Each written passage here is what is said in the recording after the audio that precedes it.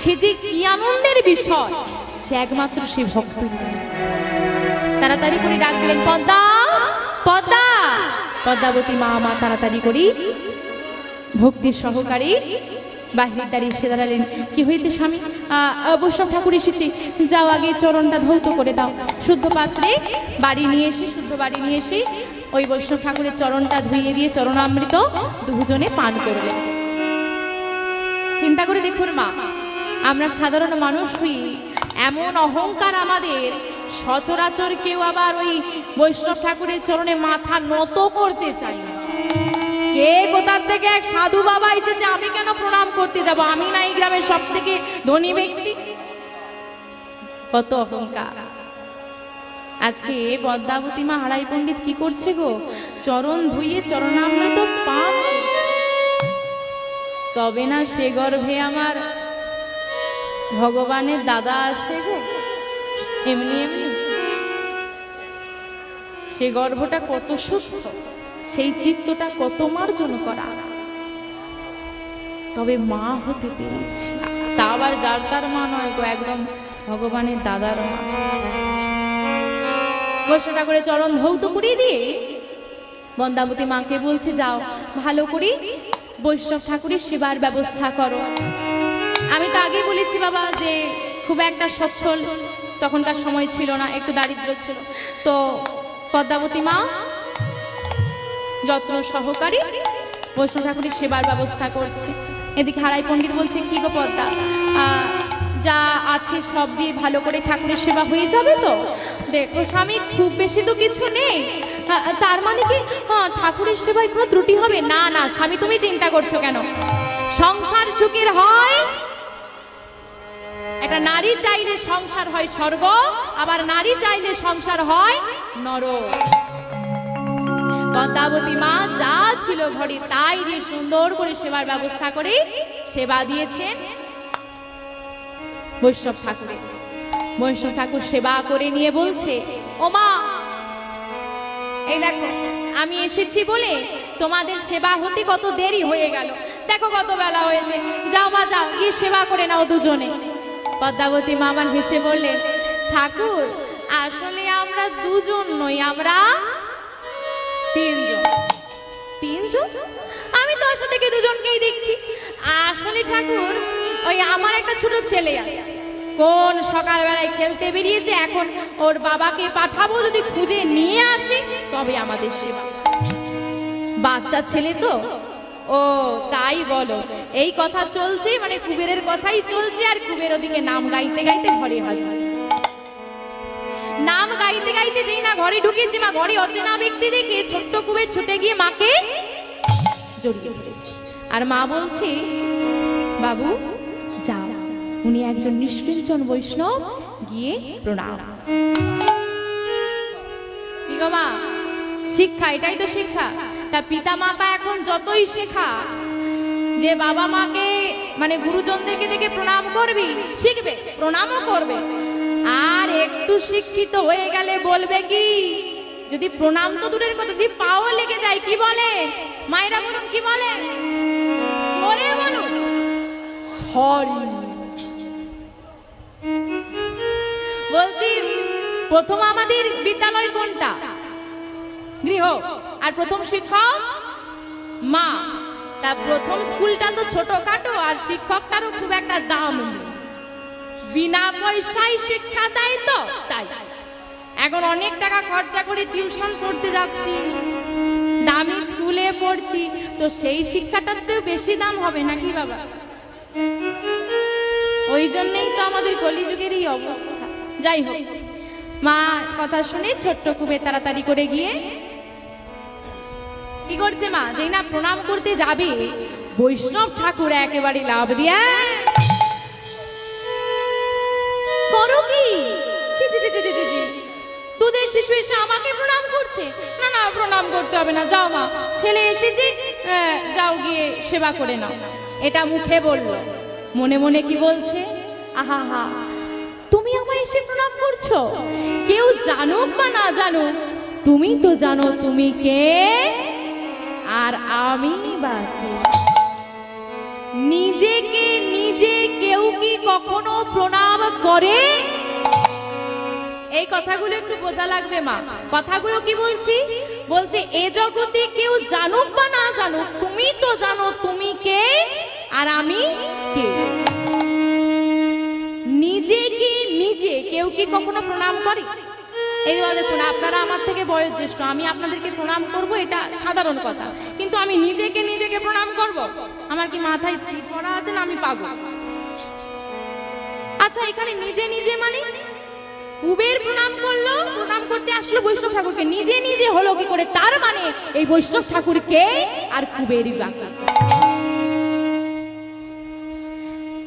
আমাদের বলরাম হচ্ছে হলধর। হলধর, হলধর মানে যিনি হাল ধরেন। আচ্ছা, হাল সবাই ধরতে পারে? যার শক্তি বেশি সেই তো ধরতে পারবে, তাই তো? যার শক্তি বেশি বা চাষ হয়, যারা হাল ধরেন, এখন তো সে ব্যবস্থা নেই, কিন্তু আগে তো ছিল। তা সবাই কি ধরতে পারতো? শক্তিশালী ব্যক্তি কিন্তু হাল ধরতেই পারতেন। এবার চিন্তা করে দেখুন, যিনি ভগবানের সঙ্গে থেকে এই জগতের হালটাকে ধরে রেখেছেন, হলধর, তার কত ক্ষমতা! এত শক্তিধর একজন ব্যক্তিকে এই কলিযুগে কোন নারীর ক্ষমতা নেই গর্ভে ধরবে। তাহলে কি হবে? ভাগ করে দেবে।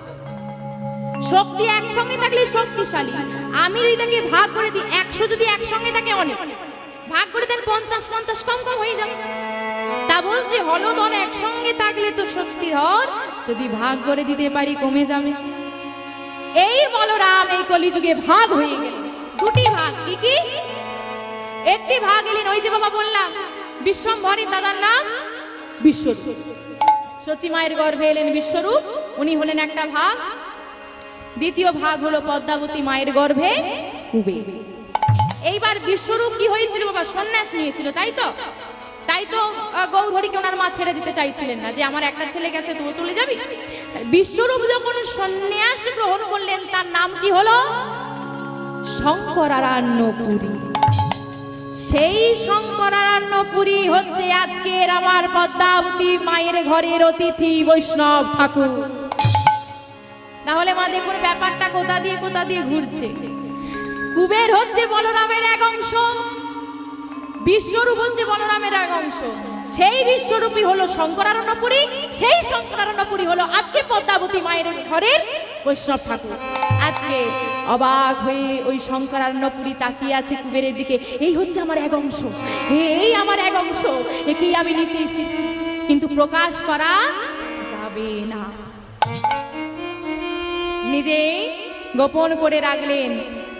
তিনি কি করলেন? ওই ঘরে রয়ে গেলেন সেই দিন।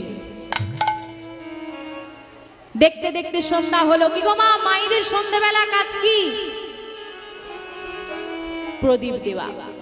পদ্মাবতী মা ভক্তি সহকারে তুলসী তলায় প্রদীপ দিয়ে, কি করতে হয় মা? প্রদীপ দিয়ে তারপর বাড়ির গুরুজনদের,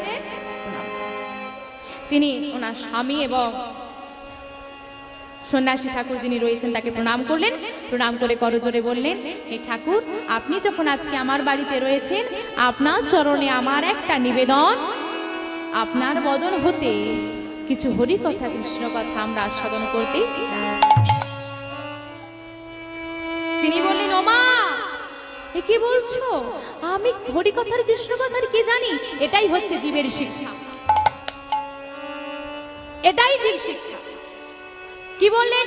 আমি হরি কথা কৃষ্ণ কথার কি জানি? এই যে আমরা কৃষ্ণ কথা বলছি বাবা, যতটুকুই বলি না কেন, যত বড় কীর্তনিয়া আসুক না কেন, সে বলুক না কেন কৃষ্ণ কথা, সে পেল কোথা থেকে? তার গুরু থেকে। গুরু শিষ্য পরম্পরায় তো আমরা পেয়েছি, সে সবাই যত বড় কীর্তনিয়া হোক না কেন পেয়েছে তো। কিন্তু আপনি চিন্তা করুন, যে শঙ্করারণ্যপুরী আজকে বসে আছে, তিনি কি গুরু শিষ্য পরম্পরায় পেয়েছেন? না, তিনি স্বচক্ষে সব দেখেছেন। তাহলে যিনি যুগে যুগে ভগবানের সঙ্গে এসে সব নিজের চোখে প্রত্যক্ষভাবে দেখেছেন, তার অজানা কিছু রয়েছে? নেই। কিন্তু তথাপিও তিনি বলছেন, আমি কৃষ্ণ কথার কি জানি, তার মানে দীনতা, দীনতা থাকা লাগবে। ত্রিনাদপি শুনিছেন তরুরেব সহিষ্ণুনা অমানীন মানেন কীর্তনীয় সদা হরি। তৃণের উপর পা দিয়ে তুমি যদি পাটা সরিয়ে নাও, সে আবার মাথা তুলে দাঁড়ায়, কিন্তু কোনো বৈষ্ণবের উচিত নয়। তাই তিনি দীনতা প্রকাশ করলেন। ভুলে গেলে চলবে না মামা, যে গাছের ফলন বেশি সেই গাছের মাথাটা কেমন থাকে, আর যার বাবা ফলন নেই সে, তার মানে যার মধ্যে যত জ্ঞানের সঞ্চার, যার মধ্যে যত ভক্তি, যার মধ্যে যত জ্ঞান রয়েছে, গুণ রয়েছে, তার মাথাটা ভার, তো সে কি করবে, সে তো মতোই থাকবে। আর যার বাবা কিছু নেই সে তো মাথা তুলে দাঁড়াবে, হালকা না উঠে যায়। হরি বল হরি বল। মা, কৃষ্ণ কথার আমি কিছুই জানি না, তবে তোমার মতো ভক্তিমতী মা যদি আমাকে আশীর্বাদ করে, আমাকে কৃপা করে, আমি নিশ্চয়ই কিছু বলতে পারবো। তুমি আশীর্বাদ করো মা। মা যদি সন্তানকে আশীর্বাদ করে অসাধ্য সাধন। আজকে শ্রোতা কজন? 3 জন।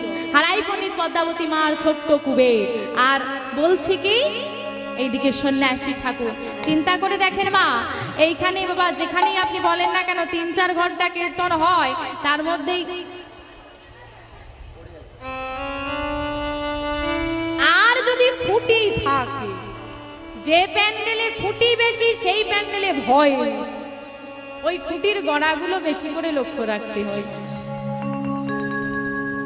তারপরে কি ও বাবা কোমরটা ধরে গেল, পাটা কনকন করছে, ঘরের চিন্তা, ঘরে যেতে হবে, সকালে উঠতে হবে। এক মা বাড়ি যাবে, পাশের মাকে খোঁচা দিচ্ছে, ও দিদি চলো না, সকালবেলা তোমার দাদা অফিসে যাবে, রান্নাটা আমাকেই করতে হবে সকালে উঠে, ওই কীর্তনিয়া গিয়ে করে দেবে। এই চিন্তা। আজকে ছোট্ট কুবের মা, ছোট্ট কুবের সারা রাত কৃষ্ণ কথা শুনছে, ঘুম নেই। এই জন্যই বলে মা, বাল্য বয়স থেকে কৃষ্ণ সাধন ভজন করতে হয়। এমনি এমনি বলে, দেখবেন বাচ্চাগুলোকে বসিয়ে রাখুন, সে শুনুক নাই শুনুক, গল্প করুক, চিৎকার করুক, সামনের দিকে বাচ্চাগুলো বসিয়ে চিৎকার করে না, কিন্তু জেগে থাকে। একটা কথা বলে তো কানে যাচ্ছি, ও মা আপনারা সবাই বাড়িতে গোবিন্দকে সেবা দেন তো? ফুল দেন? টাটকা ফুল দেন না বাসি ফুল দেন? বাসি টাটকা সব এখন চলে যাচ্ছে, কিন্তু প্রকৃত যাদের বাড়িতে ফুল গাছটা যাচ্ছে তারা কি দেন? টাটকা ফুল দেন। কেন বাসি দেন না কেন? বাসিটা ভালো লাগে না, না বলে বাসিটা কৃষ্ণ সেবায় লাগে, তাই তো টাটকাটাই লাগে। আপনি তো বাসি হয়ে গেছেন, আপনি কৃষ্ণ সেবায় লাগবেন কি গো বাবা? এই কথাটা ভেবেছে? আপনি বাসি খাবারটা ভগবানকে সেবায় দিতে পারেন? আমি রান্না করে রেখে দেবো, 3 দিন ফ্রিজে রেখে দেবো, সেটাই দিতে পারবেন? তাহলে আমি তো বাসি হই। আমার তো যখন আমি টাটকা ছিলাম, যখন আমার বাল্য বয়স ছিল, চোখ ভালো ছিল, কান ভালো ছিল, মুখ ভালো ছিল, অন্তরটা ভালো ছিল, বিচার বুদ্ধি ভালো ছিল, শরীরটা পবিত্র ছিল, তখন তো আমি কৃষ্ণ সেবায় লাগলাম না। আমি তো বাসি। আমার তো চোখটা খারাপ হয়ে গেছে, আমার তো কানটা খারাপ হয়ে গেছে, আমি তো শুনতে পাই না, ঠিক মতো দেখতে পারি না, আমি তো বাসি হয়ে গেলাম, আমি কৃষ্ণ সেবায় লাগবো কি করে? এই প্রশ্ন নিজেকে করো। ভেবেছি কোনোদিন এইসব কথা? জগৎ তোমাকে দেখিয়ে যাচ্ছে, শুধু দেখার মতো চোখ দুটো তুমি রেখো। হরি বল হরি বল। ও মা, এই জগতে আপনি যেদিকে তাকাবেন সেদিকে নেগেটিভ। আমি জন্ম নিয়েছি, আমি বড় হব, কোনো গ্যারান্টি আছে? জোরে বলুন বাবা। আমি জন্ম নিয়েছি, বড় হব, কোনো গ্যারান্টি আছে? পেছন থেকে জোরে বলুন তো বাবা। নেই। আমি বড় হয়ে পড়াশোনা করব কিনা কোনো গ্যারান্টি আছে? নেই। আচ্ছা, আমি চাকরি পাবো কিনা কোনো গ্যারান্টি আছে? আমার বিবাহ হবে কিনা কোনো গ্যারান্টি আছে? আমার সন্তানাদি হবে কিনা কোনো গ্যারান্টি আছে? আমি বৃদ্ধ হব কিনা কোনো গ্যারান্টি আছে? আমি মরবো কিনা গ্যারান্টি আছে? আপনি জগতে যেদিকে তাকাবেন সব দিকে নেগেটিভ আনসার আসবে। একমাত্র সত্য এটাই, আমি জন্মেছি, আমাকে মরতে হবে, এটা আজ নয় কাল। তাই এই মৃত্যুটাকে মনে করে, এই মৃত্যুটাকে ভয় পেয়ে একটাই একটাই কথা চিন্তা করবেন, আজ আমি আছি, কাল আমি থাকবো কিনা জানি না। আমি ভেবে নিলাম আমার ছেলে হবে, তাকে সম্পত্তি বুঝিয়ে দিয়ে যাব, আমার ছেলে হবে তার জন্য এই রাখবো সেই রাখবো, আমার বিয়ে হবে তার জন্য এত কিছু করব, এই ঘর হবে, এই সংসার হবে, এই হবে, এই চিন্তা রাখবেন না। কারণ এর কোনো গ্যারেন্টি নেই, কোনো নিশ্চয়তা নেই। যেটির নিশ্চয়তা রয়েছে আমি মৃত্যুবরণ করব, সেটির চিন্তা করুন। আজ এই মুহূর্তে আমি আছি, পর মুহূর্তে আমি থাকতেও পারি, নাও থাকতে পারি। তাই যেটুকু সময় আমি আমার কাছে পাবো, সংসারের চিন্তা না করে গোবিন্দ চিন্তায় রত হব। সারা রাত বসে কৃষ্ণ কথা শুনছি, কারণ রাত আমাদের অনেক আসতে পারে, কিন্তু প্রতি রাতে কৃষ্ণ কথা শুনতে পাবো এর কোনো নিশ্চয়তা নেই। আর এখানে তো বাবা যেখানেই বলেন একটু সময় যাও মানে চল দিদি গছ ঘুম এলো বলে সারা রাত কৃষ্ণ নাম মন প্রাণ দিয়ে আস্বাদন করছে কুবের আর দুটো নয়নে বাড়ি। কেশব মাধব হে গিরিধারী গোপী জন মুকুন্দ মুরারি জয় কেশব মাধব হে গিরিধারী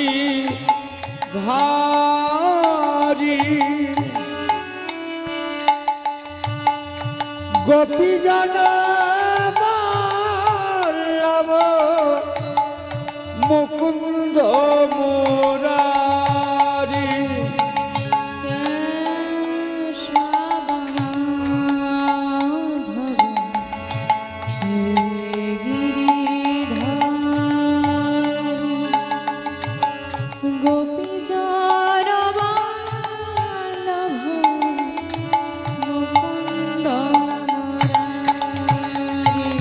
জয় কেশব মাধব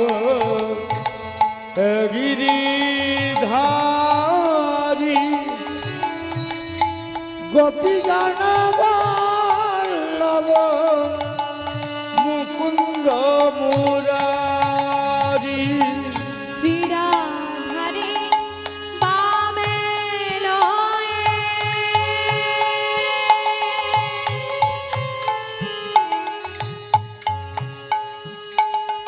হৃদি ব্রজা ধামে শিরাধারে বামে নয়ে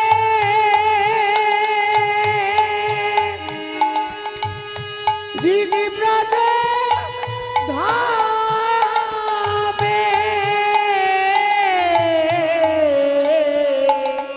যুগলে দাদা এসে যুগলে দাঁড়ায়েছে যুগলে দাদা এসে যুগলে দাঁড়ায়েছে হে বংশীধারী জয় হৃদয় গৌরী সীতারাম দেবানন্দে হরি বল হরি বল হরি বল। গিরিধারী গোপী জন বল্লভ মুকুন্দ মুরারি জয় কেশব মাধব গিরিধারী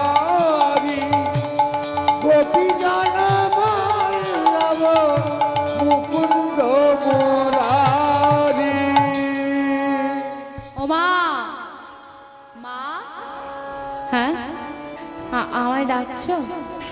কৃষ্ণ কথা শুনতে শুনতে এত বিভোর হয়েছে মা যে তার এটুকু জ্ঞান নেই, রাত কেটে গেছে। ও মা, প্রভাত হয়েছে, গাছে গাছে পাখিরা ডাকছে, তাকিয়ে দেখো মা বাহিরের দিকে সুন্দর অরুণের উদয় হয়েছে।